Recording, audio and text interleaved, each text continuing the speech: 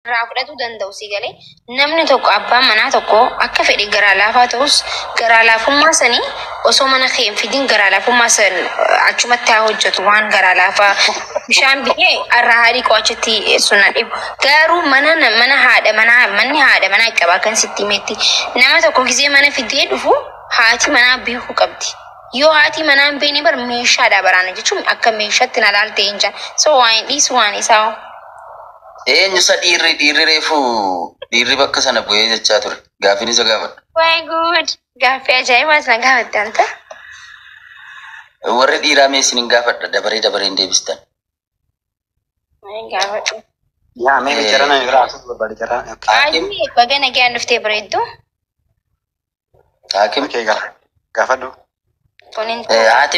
Haati manaa kee ulfa baatii 6 baatii 7 baatii haa jennu. Baay'ee jaalattaa. Ilmoo garaasii jirtullee hawwiidhaan eegaarta sii galee ilmoo sana argachuudhaaf baay'ee hawwiin eegaarta. Dubartoonni immoo yeroo ulfaa waan kajeelan qabu waan garagaraa kajeelan dirqama fidii jedhanii ulasi qaban kan biyyoo kajeelu jira biyyoo nyaachuu kan muka nyaachuu kajeelu jira kan kasala nyaachuu kajeelu jira kan siinootiraakii galbaacii yaabuu barbaadu jira bakka kajeellaan jira waan garagaraatti sii galee. Okay. Amma haati manaa kee kuni ani amma siin jetti beeki mucaa garaasii jiru sana baay'ee jaalattaa baay'ee eegaartaa wiidhaan. Waanan si gaafadhu naagoo taa'ee siifan godha. Waanan kajeelen raawwattaa ni raawwadha. Kana ta'uu baannaan waanan si gaafadhu gootu taanaan mucaa kee kana wajjin bowwaa of buuseen of ajjeesaa siin jetti. Tolee jettee waa dagaltaa. Dubartii ana caala bareeddu.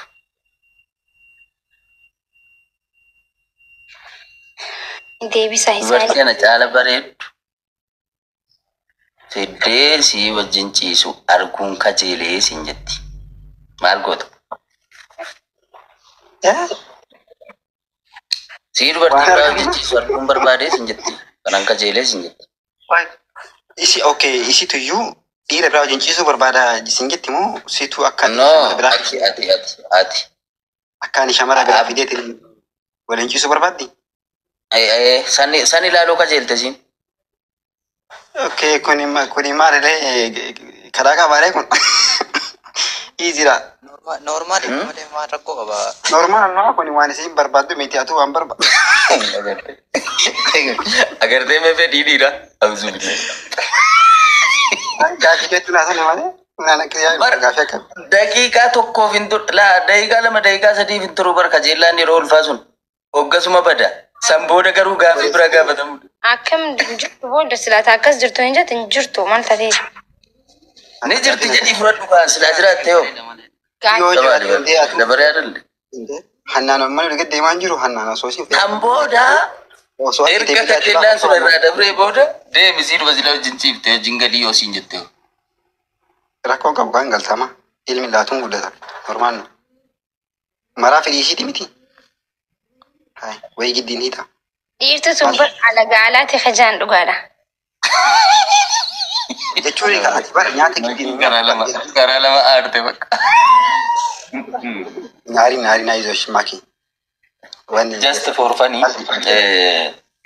Lamaaninyuun gaafa gaafii rakkanaa gaafatamu qalalli goote ni ta'a. Jechuudha gaaminaamini miti. Bakka san of dhaabi kun ta'e. Ragaan jedhu.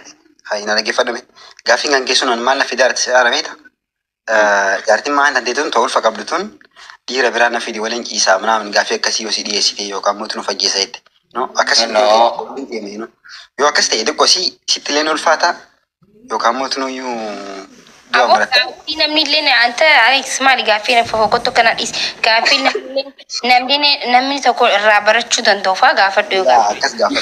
Irraa baratuu hin danda'u gaafii namni tokkoof barnoota ta'uu danda'u faa yoo. Fidaa kan kanarra wayyaa fidaa bakkaan fixe dhiise. Ani duraanuu an sagaleedhuma kee dhaga'uu silaaluu dhumaa fedhu dhufe malee. Assalaamu alaikum. Alaikum salaam warahmatullah.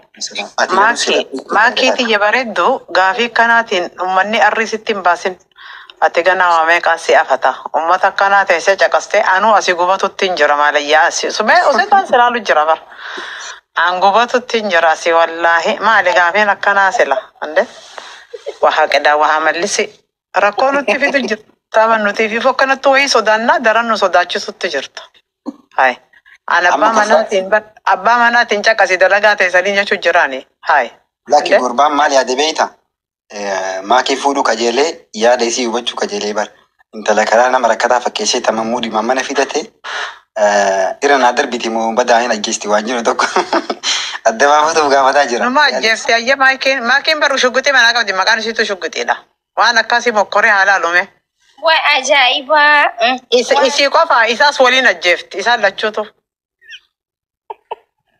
Huccuu takka kafana takkatti martee waliin awwaalte deebite. Ajaa'iba. Ajaa'iba. Waan akka deebisuu dadhabdee barate. Waan akka jedhuu dadhabaa namni. Gadi bahin itti bilbileet. Ati diina mana keessatti dhiiftee gadi baate bilbilta. Ani akkam waan hin godhu hin beekne bara jechuun I don't know. Namni gisee aaru bar waan godhu tokko himuu hin danda'u bargisuma sanillee yoo laalani wayyu. Asii gargaaramaan kanarratti deebiin keeti kasirri. Namni gisee aaru waan godhuu ni qaba. An giseen aaru dhagaanis nama dha'u booksumaa nama dha'a. Tana beekaa yoo namni qabe aan booksii malee waan biraan beeku. Akkasitti girgirii kaasuudha malee lafa dhaqanitti maa inni dabbaramanii asirra ta'an ol ba'anii bakka sittaa tolu maki. Maakiin amma gaasa harkuutti irratti baraki. Deemirra isa deemtan ta'a. Suuraa kiyya siifan erga yoo na yaadde.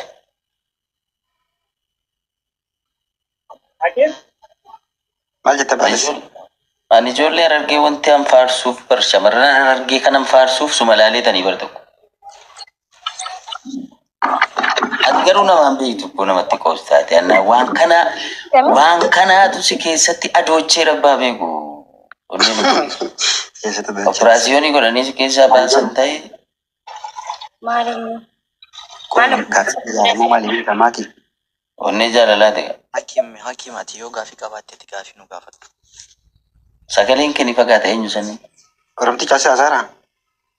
Yaa oo gaafii qabaatte gaafii ati nu gaafadhu. Isin gaafadha moo isii gaafadha maakii gaafadha? Ani maakii wajjin haasaa yaasii na godhaa bar. Isin yoo sokii akka madda gadhiisii wajjin haasaa bar. Meenuma hunda gaafadhu maakii qofaan jedhu. Gaafiin keenya hom deebite kan nuti gaafanne hedduudha. Si deebisne baraati gaaffii hin jirre nu gaafatta gaaffii jiru nu gaafadhu mee. Gaafiin Oromoo deebee beekaa. Akkoo gaaffii jiru nu gaafadhu. Mee gaafadha gaaffii akkam isin gaafatu barbaadda? Okay, anaa isin gaafatame. Okay. Amma saa kanatti jechuun gizee kanatti bikka akka jechuun bikka ganda keessaniitiinis ta'uu danda'a nama beeytaniinis ta'uu danda'a bikkuma hundatti jechuun bikka jirtanirraayis ta'uu danda'a. Namoonni hedduun isin biratti wal fuudhuu jira moo waliin jira? Gaaffii duraa. Nutti fufi kanumaa? Wal fuudhe ana biratti garuu kan argite irraa guddaa muluun jira gurgurdaan kan mataan irrii baasillee kan ijoolleen isaa gara rafiidullee adda mana adda gala. Wal fuudhanii torbee sadii booda walii guutuu. Biib goonee walitti finneeti? Yaa. Okay. Gaaffiin duraa kana anilleen sargiin dheeyinee torbaan takka duraa dheeyinee baatii lammatatti walii kanfaa hedduutu jira. Saniifuu namoonni kun hundinuu namni hedduun gaafa walii fuudheera ka walii heetuu heddumaata. So warri siingilii ta'an warri garuu bultii sodaatan faatu jira. Bultii isaan laalanii namni akka walii kaa maaliif isin fakkaata namoonni hedduun akkatti walii kan rakkoon isaanii maali isin fakkaata?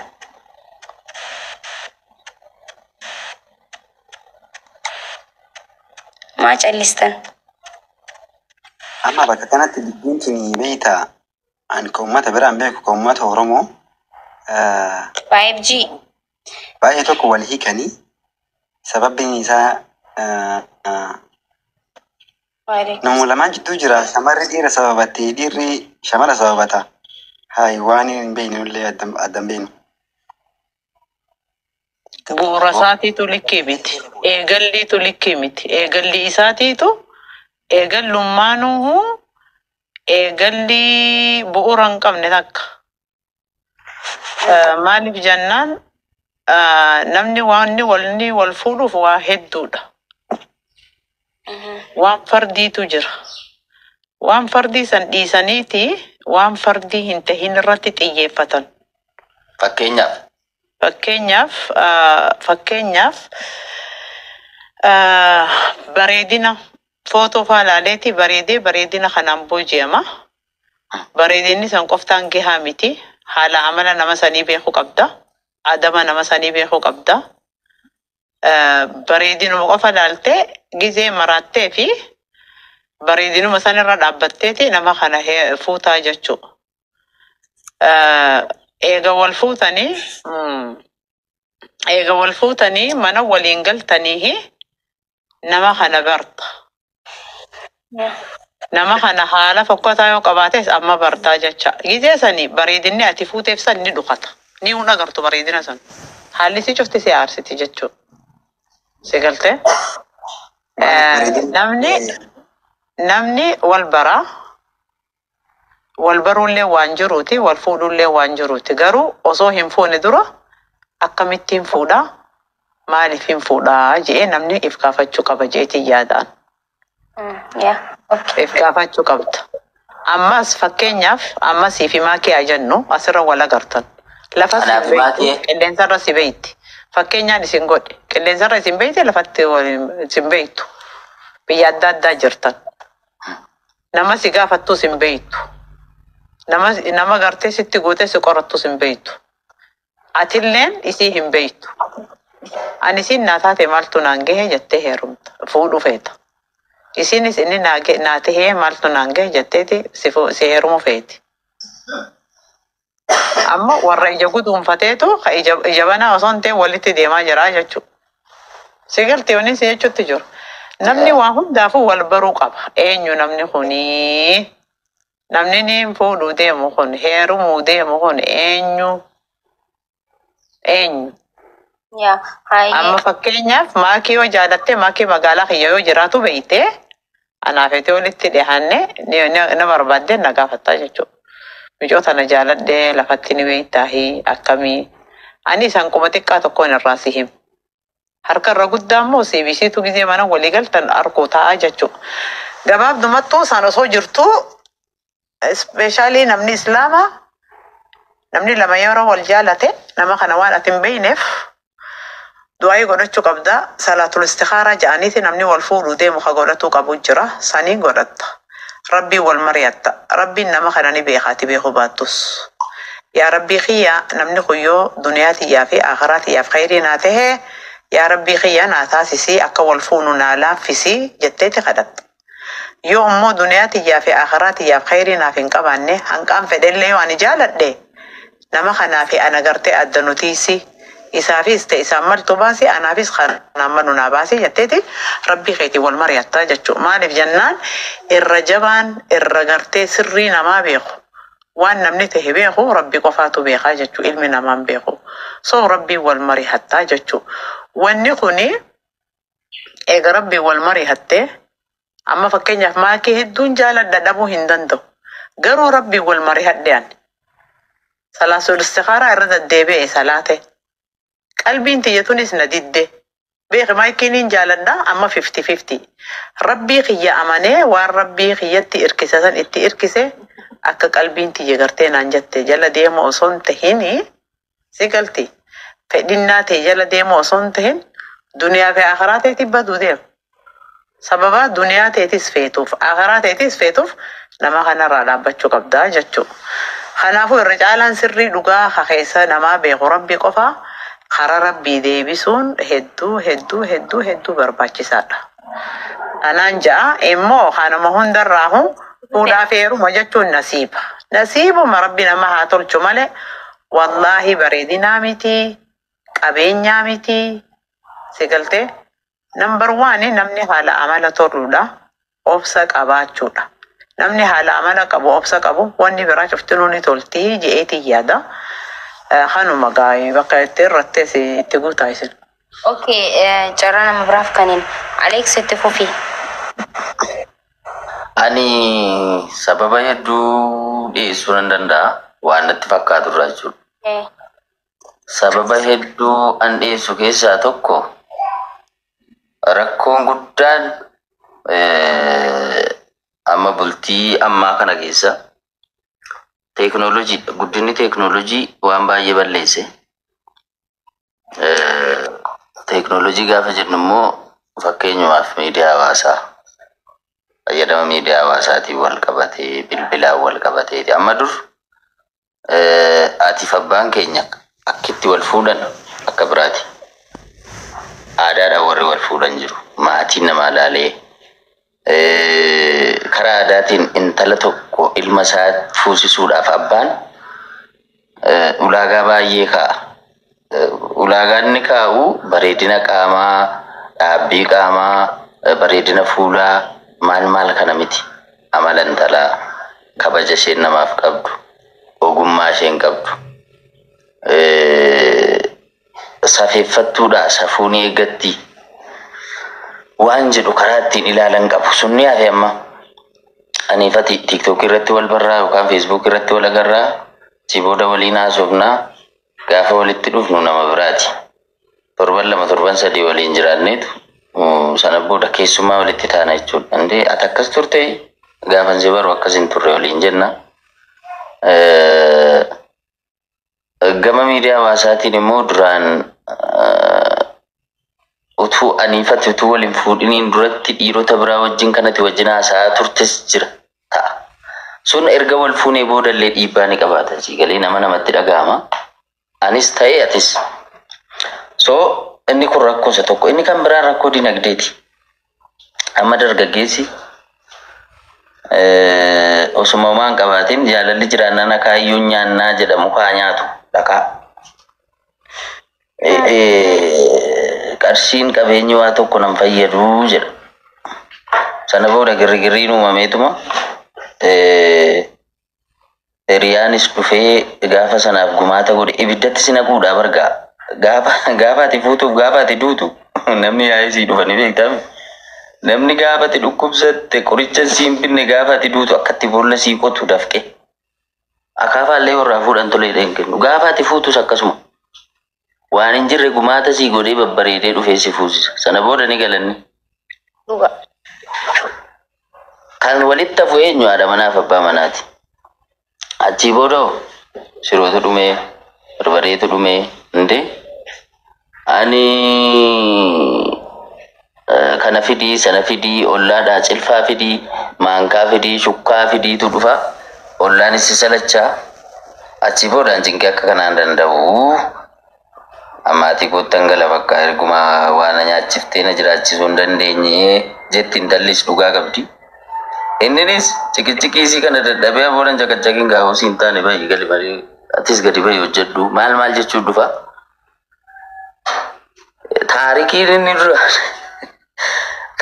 inni duraan akaayii nyaannee iyyuun bulla gabuu iyyuun bulla jaalalli jiraannaan jedhame sun ni dagatama. Dinagdee dhabuun osoo waan qabaatiin wal fuuchuun diigumsa baatii tokko tuun kan mana murtii dhaqanii na hiikii siniiku na hiiktaa siniikaa wanta gargar hiratan hin qaban sun. Inni kan biraan isa kana sababni biraan immoo